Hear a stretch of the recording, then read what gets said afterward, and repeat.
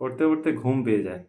যখন তুমি ভাববে যে ফোনটাকে সাইডে রেখে এবার একটু বই নিয়ে বসবো, আজকের পড়েই ছাড়বো, তো তুমি পড়তে বসলে হঠাৎ করে তোমার চোখটা বন্ধ হতে থাকবে।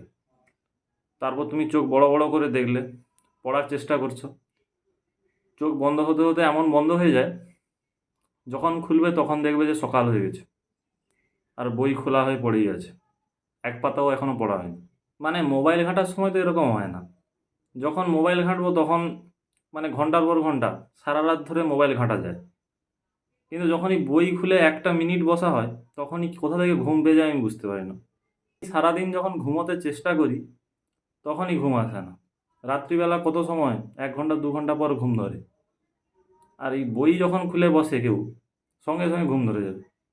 মানে যাদের ঘুমের সমস্যা আছে আমি রেকমেন্ড করব তারা বই পড়ুক, ঘুমের ওষুধ লাগবে না, বই পড়ার আগেই ঘুম ধরে যাবে।